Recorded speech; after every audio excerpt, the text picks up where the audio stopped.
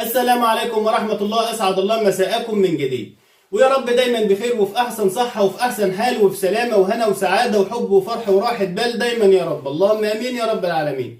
الشعب السوري اخواتنا وحبايبنا واصحابنا واهالينا وجيراننا، الشعب السوري الشقيق، الشعب السوري العظيم، الشعب السوري الاصيل المتاصل اللي توب الشهامه والجدعنه والكرم والجود والصبر والنضال والكفاح على جسمه بالملي وبالصمت مظبوط ومحبوك ومتفصل. اهلا وسهلا بحضراتكم مع شيكا في قناه جبل سوريا، ويا رب دايما اكون ضيف خفيف على قلوبكم، وكل سنه وحضراتكم طيبين ورمضان كريم على كل الشعب السوري العظيم وعلى كل الامه الاسلاميه، اللهم امين يا رب العالمين.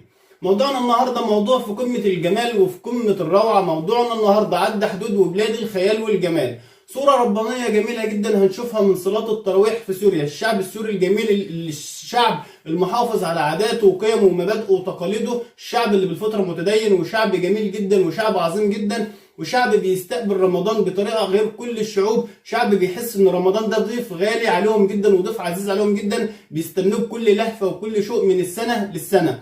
وصلاه التراويح طبعا في سوريا حاجه في منتهى الجمال وفي قمه الروعه، صوره ولوحه ربانيه جميله جدا، واصوات الائمه حاجه بسم الله ما شاء الله. تعالوا نشوف الجمال اللي معانا ده ونرجع تاني. الله أكبر.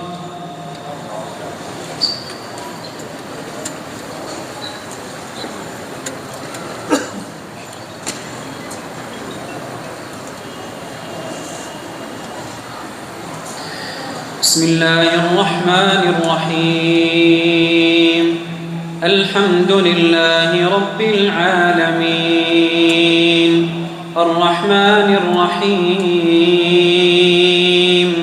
مالك يوم الدين، إياك نعبد وإياك نستعين، اهدنا الصراط المستقيم، صراط الذين أنعمت عليهم غير المغضوب عليهم ولا الضالين،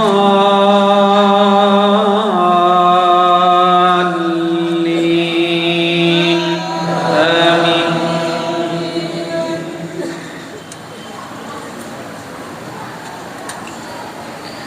بسم الله الرحمن الرحيم. طه ما أنزلنا عليك القرآن لتشقى إلا تذكرة لمن يخشى، تنزيلا ممن خلق الأرض والسماوات العلى، الرحمن على العرش استوى، له ما في السماوات وما في الأرض وما بينهما وما تحت الثرى، وإن تجهر بالقول فإنه يعلم السر وأخفى، الله لا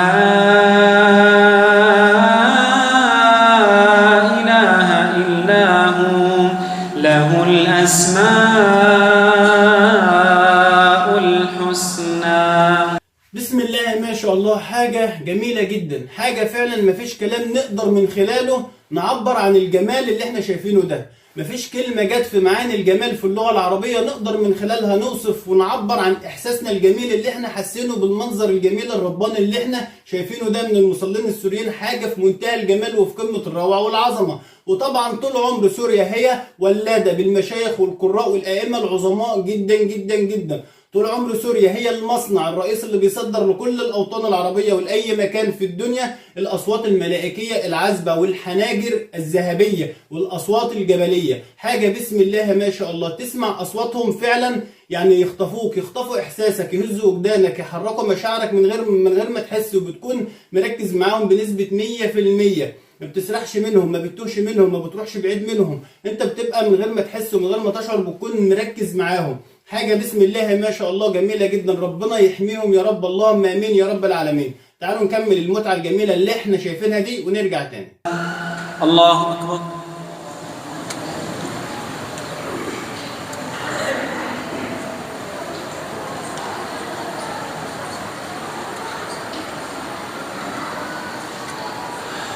سمع الله لمن حمده. الله أكبر.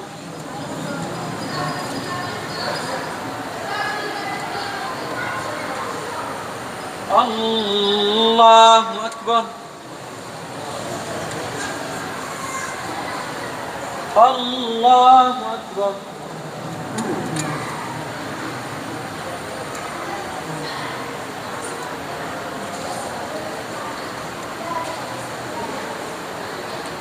الله أكبر. بسم الله الرحمن الرحيم. الحمد لله رب العالمين الرحمن الرحيم مالك يوم الدين إياك نعبد وإياك نستعين اهدنا الصراط المستقيم صراط الذين أنعمت عليهم غير المغضوب عليهم ولا الضالين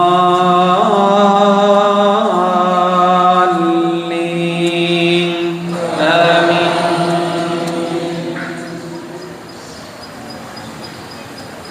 الله لا إله إلا هو له الأسماء الحسنى.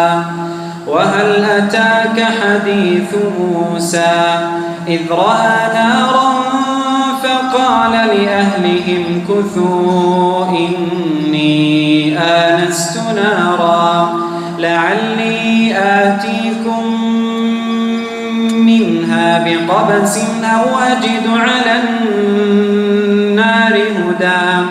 فلما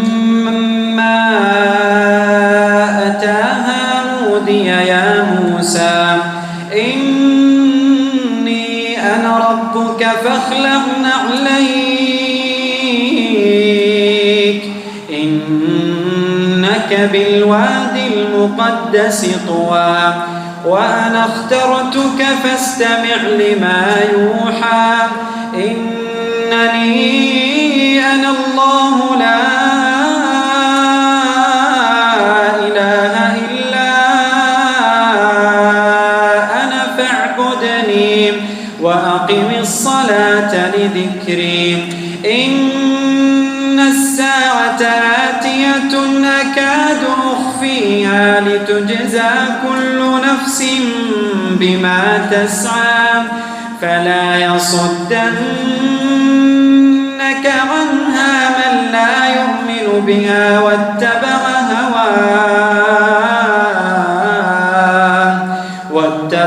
هواه فتردى. وما تلك بيمينك يا موسى قال هي عصاي